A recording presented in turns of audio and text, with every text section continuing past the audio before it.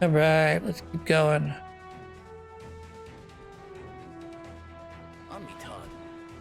Lots more to do still. You know, we know there's heavy metal coming at some point to make my life miserable.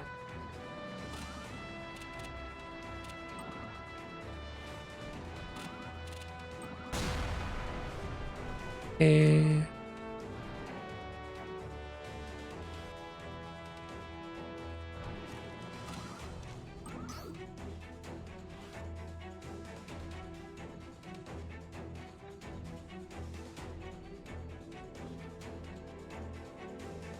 Heavy metal moving down.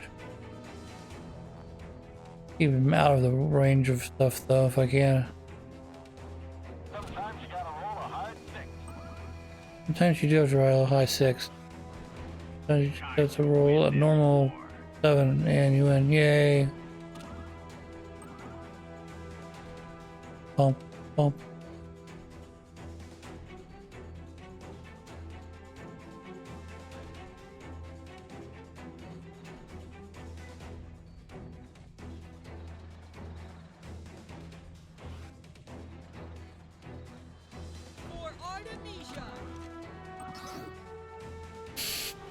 Sigh.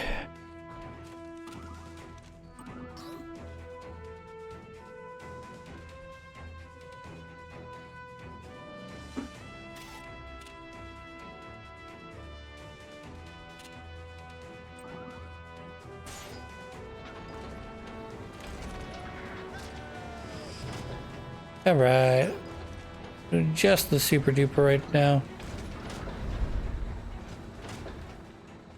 Moving. Doing me best. Yes. Out and at 'em.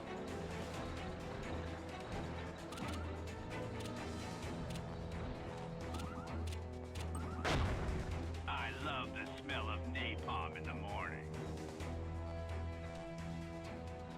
All right, we got more to do here. Trying to get these guys into position so that they can hopefully start bashing the shit out of them. That's a really excellent, well, I was going to say that was a really excellent position for that striker. But I don't think there's anyone who's going to go through those forest tiles like that. It isn't, but I guess like I said, it's an excellent space for it because it takes up all of the spaces pretty much. As you come into the forest, you have to be taken out. You have to engage the strikers, what I should say. This one, not so much. This is unfortunate. I'm guessing, based on the way this has gone, I'm going to guess that the enemy has a bunch of very powerful units. However, does not have bases to produce units, or maybe they do. I don't know. We've seen a lot of strong units come through so far, and I'm wondering if he's been set up in such a way where he's got a series of very strong units, and in order to start making units, he has to come to he has to come over here where there are what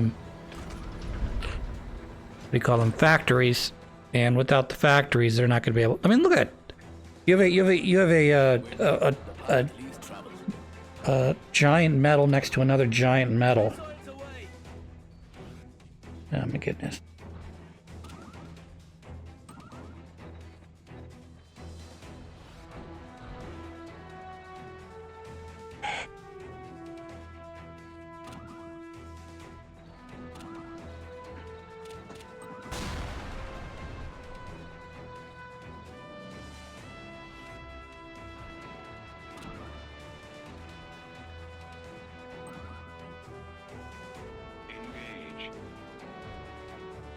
So yeah, we're gonna bring you down because I wanted to make one of you earlier, and I finally have. What else is there to do? Got the other bases here. I could summon another elite infantry or elite unit. So You cannot attack. Fine, I guess.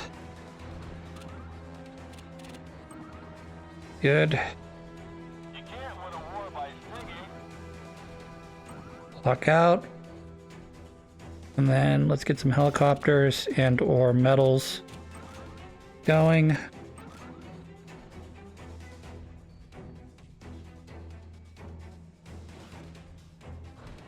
I didn't leave myself much for additional purchases, but I don't think that's going to really matter.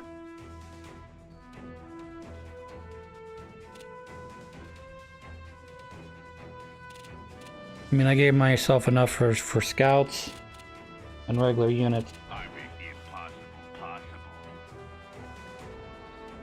Go ahead, make my day.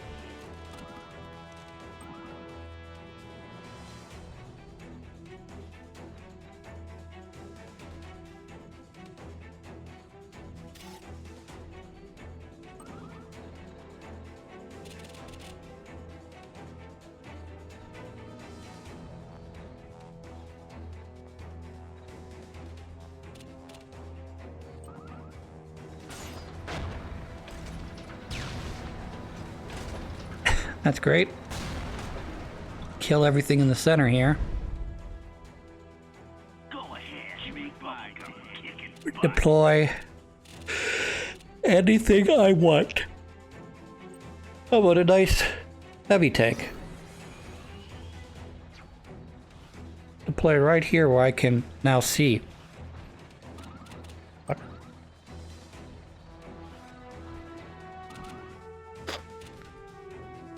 Ed. That's better. Better than anything I could have asked for. Like, seriously. engage. Bye-bye. Heck. Big damage. Scout. That's good. What? Excuse me. Can't go through the woods. I understand this is an advanced wars. I keep comparing it to it, but I understand it's not advanced wars, so in some cases, certain things aren't going to be possible, like in this case, not allowed to take trucks through forests. Kind of makes sense if you think about it. From a like realistic standpoint, you wouldn't be able to take stuff like that. You could go over land, you know, over plains, but it would probably be much slower. So we're gonna keep on moving. I got bit while I was walking the dog. And it is itchy as hell, and I'm trying not to scratch it. Alright, we're just gonna send you up the road, because there's not much I can do other than have you come up and around.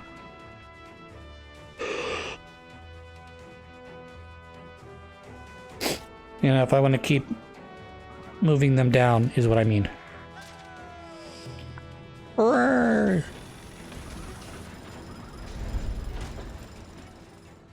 Where are we going? Just out of range, isn't that lovely? Doing me best.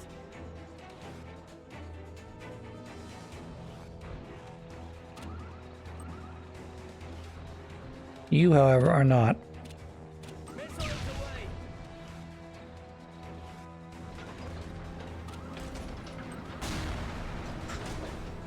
Yeah, we're gonna send Mr. Airplane, I think, down to do some scouting.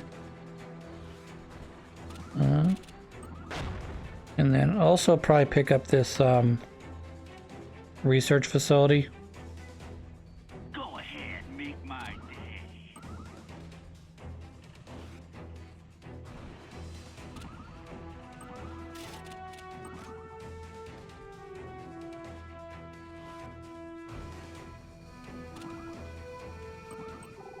Manor found coordinates where we believe the enemy base of operations.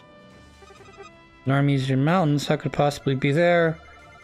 Where Corzo could be heading. Let's send over a few spies to find out what's going on. I'll leave it in your capable hands. Hooray. For the king! For the king.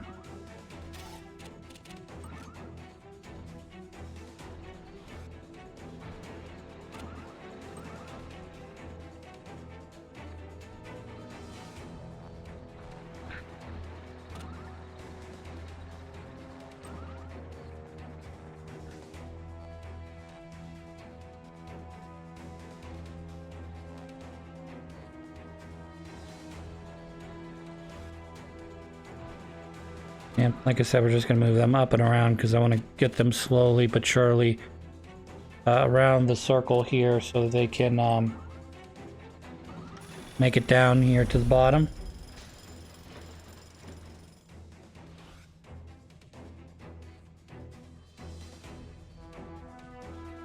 I feel the need. There's the heavy metal. You can move down to there, which is good. Can move you over as well to get you down near the heavy metal. Load, ladies.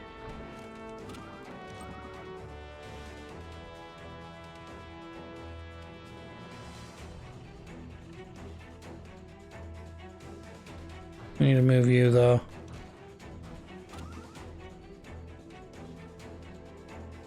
For Artemisia! Artemisia.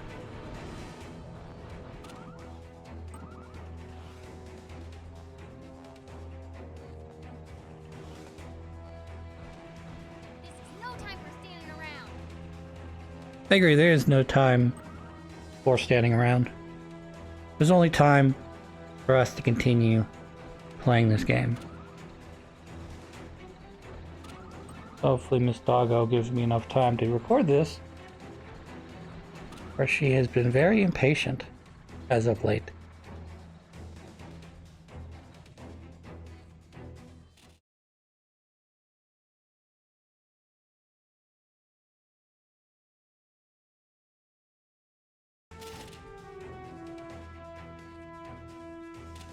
I had to get up and check on the doggo. She's really quiet. It's when you really gotta worry. Now I have her in my sights, so she cannot. I know what she's doing, in other words.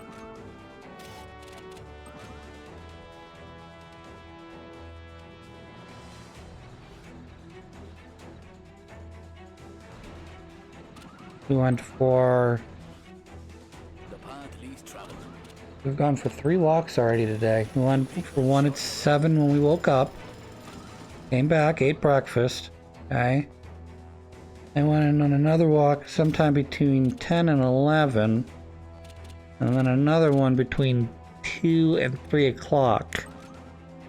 And by when I say walks, I mean we went for a walk. We went for a half an hour to 45-minute walk around the neighborhood. Basically, I let her not pull me, but guide me. So wherever she wanted to go, we'd go. So we went up this street, down that street, went around the block, came back towards the house, then decided to dart up in a different direction of the neighborhood, followed that for a bit, and then eventually came back to where I am, right here, the house. She's laying down, taking a nap, I hope. Well, I know she's taking a nap, I see her. But, she's been very, I don't know if very antsy is the right word or not, but, he has been very interested in, every time she hears the sound of investigating it. I'm hoping that she's worn herself out enough that she takes a nap. And then after that we can worry about everything else after that. I don't have the power, Captain. You ever have a character that becomes so influential, or perhaps in the case of Scotty was so poorly, I wouldn't say poorly written, but it was sort of like his catchphrase. It was like, Captain, I just don't have the power. I'm giving it everything she got. You know? But that was That was sort of the 19 whatever, whenever Star Trek came out, 60s, 70s version of progressivism, if you will. Because what they were doing was they had a crew that was made up of, you know, many different people. You had Scots, and you had a black lady. You had one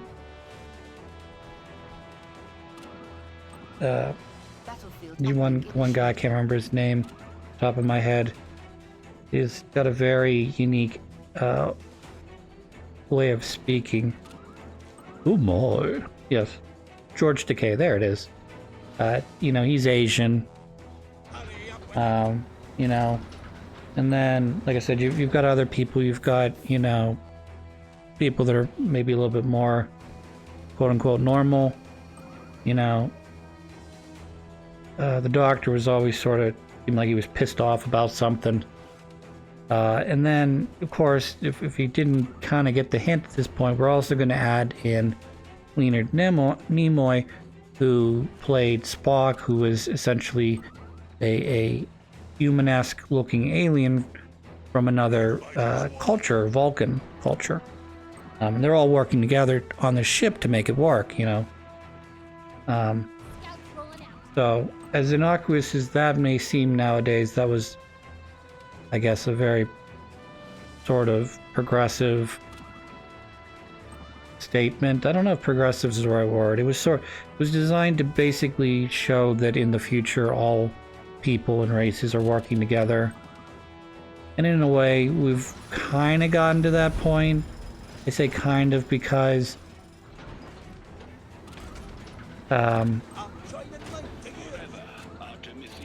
dead. Nathan, I found Orzo. Alright, Orzo, you're not getting away this time. You deceived Cesar, shot down the king, and tricked the Japanese army to attack Artemisia. All you're doing. Ooh, how exciting. That's the spirits, boy. Assassination, invasion, they were all in natural course of things.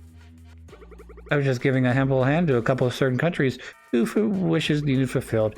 It's a beautiful humanity to see two countries filled with so much greed, throwing each other into smithereens. Orzo, I've been waiting for this. What passion of this one, the white-fanged sibling. Wolfram, don't go. Stop. Ah! Wolfram, come on. Keep it together now.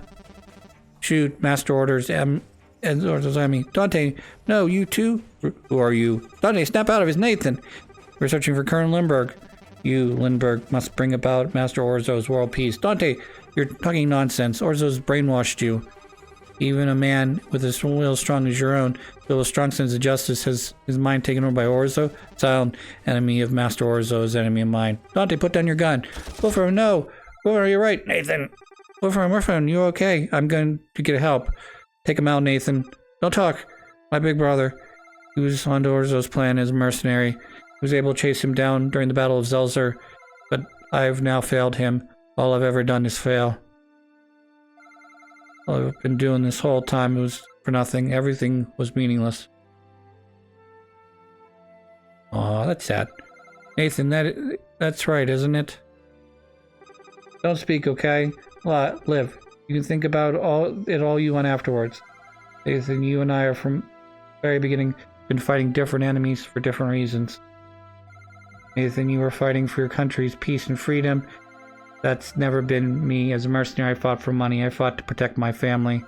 No, that's not right. I just wanted to avenge my brother. Nathan, you've always shined so pure and bright. I envy you for the reasons for your envies, the reasons for fighting, and never any concern. Brother, I'm sorry. I have failed you again. Wolfram, don't go! ...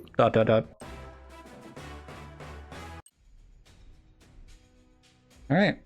Well, we will cut the episode. When we come back, we'll be doing... Oh shit, I didn't even get a bronze on that one. I stink.